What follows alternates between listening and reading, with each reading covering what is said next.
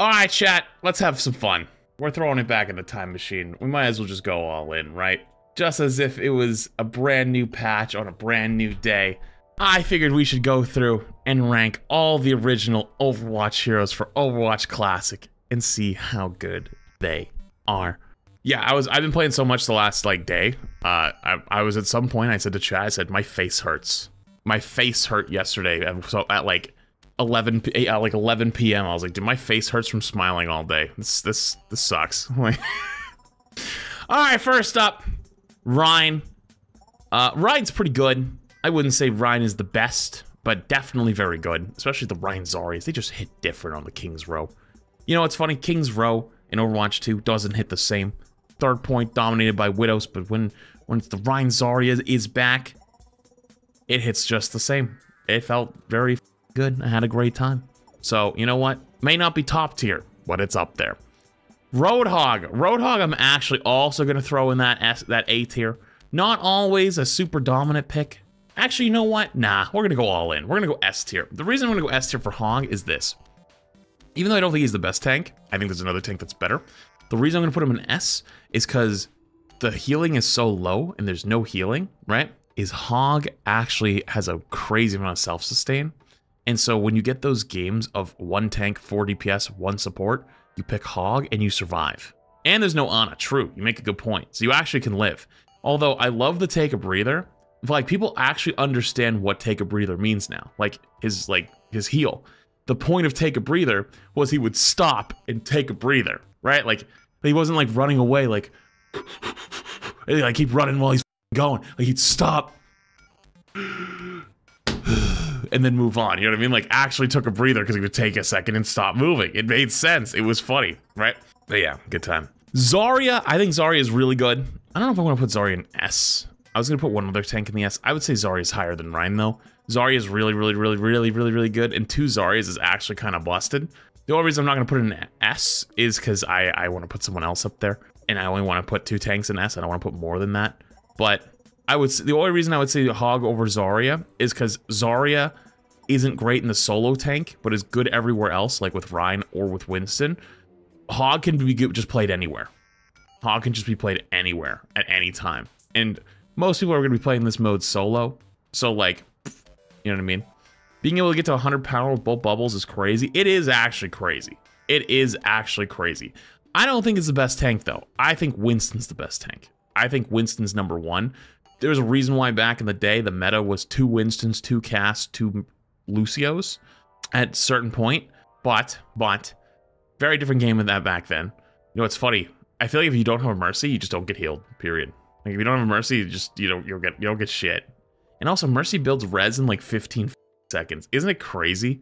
Like how different the game is today to when it was then. Like ultimates especially takes so much longer. I think it's a good thing. I think it genuinely is a good thing. Like if ults were coming up every 15 seconds, imagine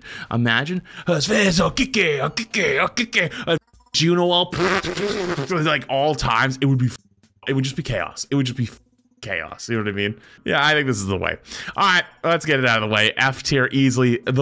Quite possibly, and I mean this with no exaggeration, might be the worst hero in the history of gaming. It might actually be the worst hero in the history of gaming. Like you thought, like playing Rivals, you thought like Penny Parker was bad. Holy Penny Parker looks like the GOAT in Marvel Rivals beta compared to D.Va at launch Overwatch. That is, D.Va launch Overwatch is genuinely like how the actual did you guys think this was a good idea? Defense Matrix isn't on a resource. It's on a 10-second cooldown that you hit once. You hit it and it sits there and then it goes down. When you shoot, you literally crawl. You're like... And then if you get speed boosted by the Lucio, your whole screen shakes. Like you vibrate up and down. It's so insane. No micro missiles either. Oh yeah, I mean, the micro missile stuff. Oh, you also can't shoot while you're flying. You can't shoot while flying. You die to your own D.Va bomb. The D.Va bomb takes like a full 1.5 seconds or a second longer to explode. So the bomb takes longer to blow up. You can't shoot while you're flying. You move it. You literally don't move when you're shooting. Defense Matrix isn't on a resource. It's on a cooldown. No micro missile. Holy what a terrible hero. On a DPS, Cass. one of the two I would say that are S tier. Holy mother of... That was broken. You literally can solo a Winston by yourself. Isn't it crazy? Like, if Winston jumps in, puts a bubble, you hit him with the right click a little bit, roll, flashbang, roll, and then right click, and he just disappears. He just dies instantly. There's nothing you can do. You're just instantly dead. Crazy. And High Noon. High Noon like has a delayed before the skulls appear, but it charges so quick. Bastion. Bastion is not bad, but not great. Like, if you get Bastion on like a 2 CP map, or you play Pirate Ship, actually Bastion kind of shreds. But the problem is, though, everywhere else he's kind of useless. Also, Bastion can headshot in turret form. So, yeah. Next up, Genji.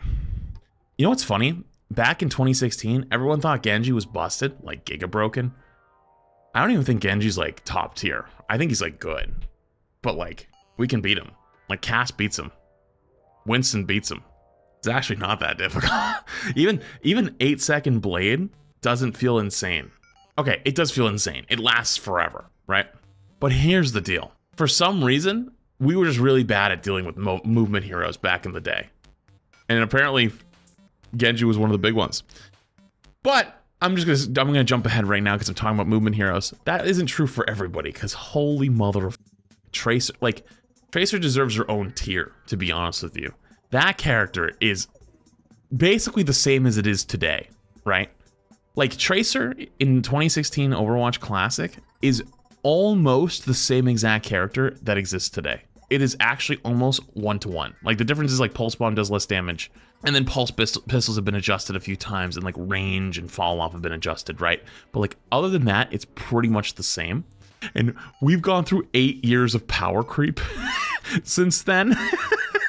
So like 8 years of power creep and like adding more characters and adding AoEs and adding stuns and adding immortalities and stuff like that. And Tracer's still good to this day. You throw that back in the time machine of 2016. I was saying last night, like I was playing with like Craggy and a few others. I was like, dude, if you threw me in the time machine right now and I started playing in 2016 at this moment with Tracer, I'd probably be rank 1 Tracer. I'd be rank 1. I'd be the best Tracer in the goddamn world going back in the, if I had all my knowledge of Overwatch today, going back into the past and playing Tracer. And then Craggy hit me with, oh really, when I hop in the arena? And I was like, whoa brother, I wasn't talking about today. I was talking about playing 2016 you. That's not fair. But yeah, it's Tracer's crazy. Hanzo, I think Hanzo's pretty good. Scatter Arrow can just delete you if you hit it. Other than that though, you definitely feel like a little bit wonky. Like, yeah, you can go for the headshots and go for kills, but let's be honest with you. You once you burn your Scatter Arrow and you don't kill anything, kind of just don't really do a whole lot. But I don't think it's bad. Like, I think he's honestly a lot of fun. And you're gonna notice that a lot of them are gonna be up towards the top. Junkrat, I think Junkrat's actually low key pretty damn good. Yeah, he can die to his own mines. Yeah, he can die to his own tire. But like, the left click mine combo literally explodes people. Like, they instantly die, right? Junkrat's actually extremely good. And the trap's actually really good too.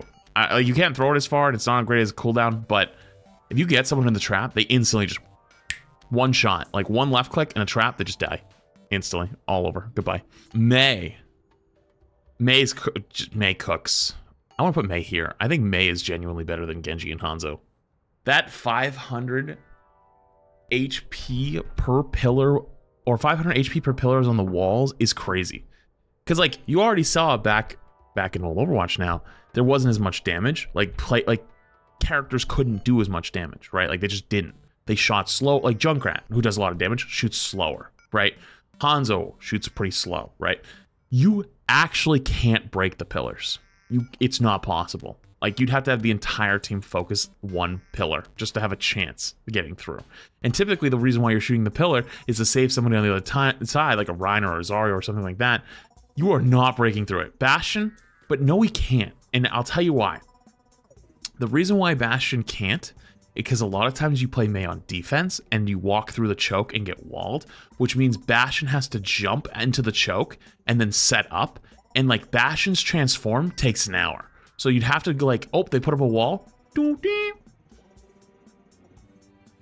then you can start shooting. It takes so long. By the time you actually make the decision to start shooting the wall, you ain't gonna break it. It's just, the wall will end. You know, if it's on defense and they wall you from attack, sure, maybe. But you're not gonna really use Mei like that. In my opinion, kind of a moot point. But I hear you. I hear you. Pharah. I have not literally played Pharah a single time. Apparently she feels really heavy. That was like the word that people used. She felt heavy. Clunky. Yeah. I mean, Pharah also got like changes later on. Never mind the rework. The rework is completely different. She's map dependent. I mean, we played Pharah Mercy on like Lijiang Garden and still nothing happened. So, also Cass has no damage fall off. You guys know that, right? Like Cass doesn't have left click fall off. So like you can't fly a mile away off the map and spam with Pharah because you will just get 3-tapped. And Widow doesn't have fall off either. If you play Pharah the same way, it's just not gonna work. You're just dead. Reaper. I think Reaper's low key actually pretty good. I think he kind of cooks. You know, I don't know if I want to say he's good as Mei though. Here's the deal. Reaper actually goes back to doing the tank busting. Like if they have a Winston, you pick Reaper. Like it actually, it goes back to the old rules back in the day where they go Winston, you go Reaper, they instantly lose the game. Like they instantly just die. Or if they go Rhine and they don't, like, you walk past their shield, dead. Instantly. You just like 2-tap or 3-tap half the tanks. It is crazy. But other than that though, Reaper struggles a little bit. So, he's definitely good though. Really good tank buster. Soldier, I think Soldier sucks. I'm in awe of the people who think that this version of Soldier is better than today's, where like the accuracy, like instead of like going it goes like this, like the bullet spread. Holy shit is giga ass. That shit is so giga ass. I don't know how anyone likes it. I don't know how anyone likes it at all. Torb. You know, I actually had fun playing Torb. I don't think he's that good, but I had fun with him. You mean the turret? Yeah. Setting up the turret takes hours, though. You put the turret down, and then you just go... Ka-dunk! Ka-dunk! Ka-dunk! And then it upgrades, and it's like, oh, yay! Zoltan is the prime. So if you don't set that shit up before the fight starts, you're never getting a turret up. That's just not happening. Armor packs are cool, though. Armor packs are super cool. And then the Molten Core with the level 3 turret, yeah, that shit actually just goes crazy. You have like 600 or 550 HP. I had a good time playing Torb, I'll say that much. Widow. I'm gonna keep it a buck. I think Widow is one of the best characters. Granted, you can still beat her. You just go more tanks and go Winstons, double Winstons, just jump at her. She can't do anything. But if you don't have a team full of tanks and everyone's playing DPS, and you have a Hog and 4 DPS and a Mercy, Widow dominates. And Widow was good back then. But after all the advancements and people learning the game and people getting better, like, I'll give you an example. In the patch notes, when they brought this back, their patch note was that Widow has like a longer grapple cooldown, so you're going to be you're like more vulnerable. No, it's not. It's like the same we have today. And Widow's really good today. You literally body shot a Tracer. Isn't that crazy? Yeah, I'm going to keep it real with you. Sim's pretty dog shit. The only thing that Sim brings to the table is the teleporter. And teleporting your teammates off the map. That's it. And 6 turrets. The 6 turrets aren't really doing much. The only time the 6 turrets do anything is if you put them all in the basketball. All right, Zen. I think Zen's pretty middle of the road.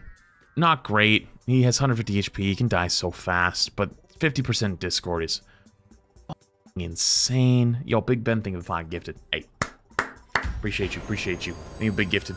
He's middle of the road. The Transcendence is pedestrian Transcendence, where you pop Transcendence and you move like 1 mile an hour and you just do this. And like you can't catch up to anybody.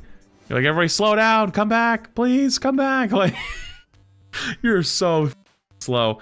But yeah, Transcendence kind of not very good. But you could definitely save your teammates with it. They don't die through it like on the live service today. Yeah, our other candidate in the F tier. Why are you playing Lucio, man? Lucio, back in the day, when they were playing this patch with like the double cast, double Winston was meta because like you could keep both of your Lucios alive by like wall riding around the top of the map and just basically just staying safe and just healing everybody. But after like so much evolution of the game, people understand where to look. They're looking for things like the wall ride is actually slower. Wall riding is slower than walking. I don't know about Diva tier. Yeah, you're not wrong. Okay, you know what? Fine. Happy now? F is the bottom. They both suck balls. But yeah, I understand that D.Va's worse. I'm not stupid. But alright, it dude. We'll make a new tier then. Last but not least, Mercy. I think Mercy's S tier. If you don't have a Mercy, you genuinely don't have a fun time. Game kind of sucks without Mercy. You need the healing. Without the healing, you're just in for a bad time. And also, if you have literally any tanks, you get res in 15 seconds, and it's busted. Yeah, Aspen, I think, had ult at one point in actually the first 15 seconds of the game.